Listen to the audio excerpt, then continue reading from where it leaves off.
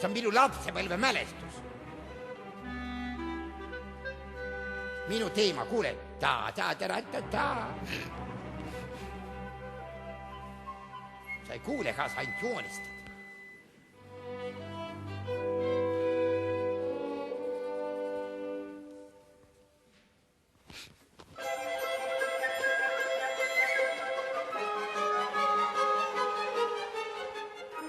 Siis ütles Alev Ström Karlssonile. Lenda alla ja tiiruta ümber Rootsi kunni koonu, aga ettevaatlikult, nii et ta sind kätte ei saaks. Karlsson peaaegu et riivas propelleriga Rootsi kunni koonu ja Rootsi kunn kargas teda püüdes vihaselt siia ja sinna. Siia. Sinna. Siia, sinna. Muusikas on see nii kirjas. Niimoodi kargaski. Ühe jalaga kargas. Siia, oks sinna. Rootsi kunn. Tal oli raske, vahepeal kroon kukkus maha. Ikka hüppas. Oi, kuidas Karlsson Rootsi kunni närvi ajas.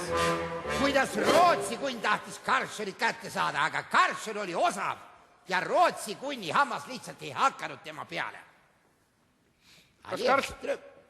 Kas Karlsson oli siis ikka veel alasti? Karlsson pandi riidesse 1970. Teisel aastal, kas me oleme jõudnud, kas kunstnik, vabandust, orkester, vabandust, kas me oleme minu jutus jõudnud 1972. Kas ma olen maininud ühtegi aasta arvu? Minu teada mitte. No võt, aga miks me siis segi ajame? Vabandust. Rootsi oli alguses oli ta väike puust. Vabariik, siis tuli kuningas ja sai kuningriigiks. Teistel on vastupidi, ennem oli kuningriik, siis tuli vabariik, Rootsi oli vastupidi, ennem oli vabariik, siis tuli kuningriik. 72. aastal pandi Karlsson riide. Sügisel. Mille puhul? Külm oli. Lähme edasi. Kus me jäime? Ei hakanud, jah, Rootsi kunni hammas ei hakanud tema peale. Alev Ström sõelada, mina, kes oli köie otsa silmuse sõlminud, ma tegin suure silmuse, kapteni silmuse, laskis selle nüüd ettevaatlikult puu otsast alla, heitis ümber Rootsi kunni jala ja tõmbas silmuse kinni. Rootsi kunn aga, kes tundis, et on kinni püütud, hakkas hullmoodi hüppama, et vabaks saada. Aga Alev Ström sidus köie teise otsa puu külge. Rootsi kunni hüpped tõmbasid köie tugevamini kinni.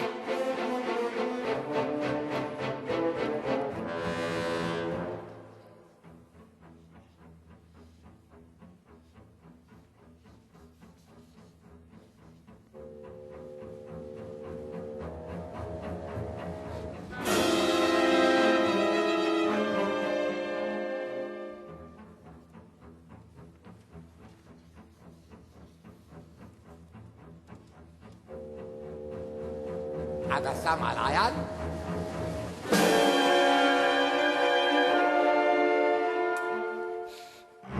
vaatas seda asja pealt paljas Karlsson ja naeris pihku.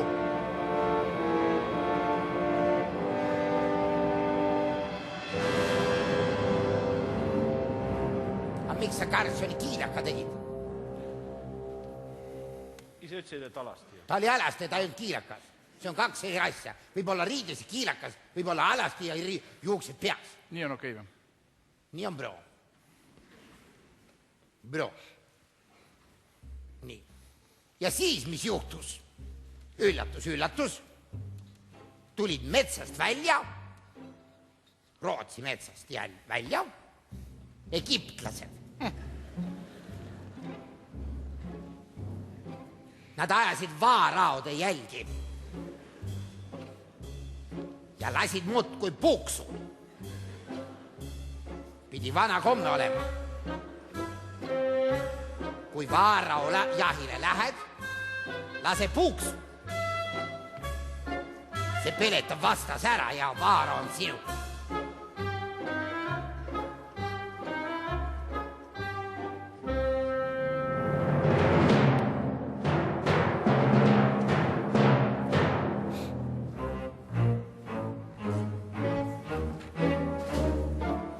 Palju neid oli? Jah, Kui palju neid egiptlasi oli? egiptlase 17. Täiskasvanud ja 25 last. 17 täiskasvanust oli 10 meest ja 7 naist.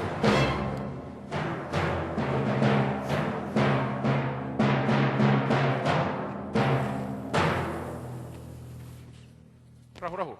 Rahu, ärme torma. Aga Lev Ström ütles puu otsast, et ei ole mõtet enam puuksutada. Me püüdsime Karlsruhega Rootsi kunni juba kinni.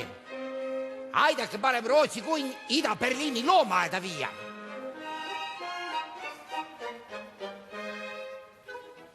Seal oli ainuke vaba puur. Üks lõvi viidi ära ja otsiti asendus vaatamisväärsust.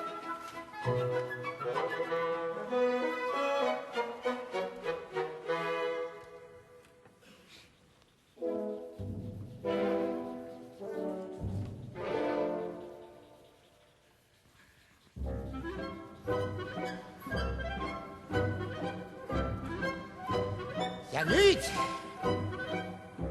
kujutage endale ette järgmist pidulikku rongkäiku.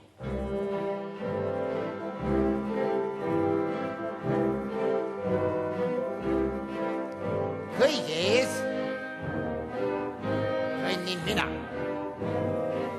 Lev Ström.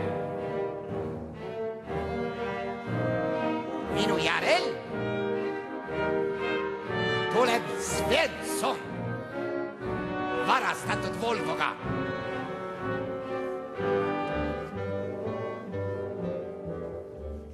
Svenssoni järel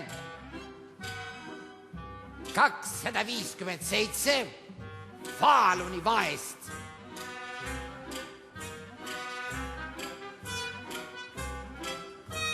Siis puuksutavad egiptlased. Ma täitsa hullu, nad ei saanud pidama enam.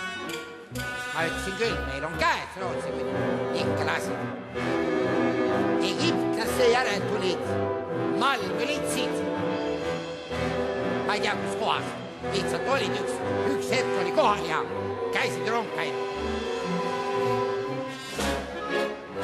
Siis tuli Kari purjus Soome turistja.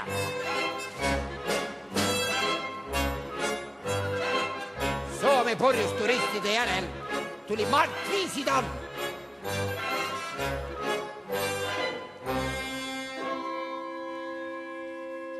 Ja Hilve või Helvi Viisitam ka kärus. Ja seejärel 2 Eesti juveelivarast.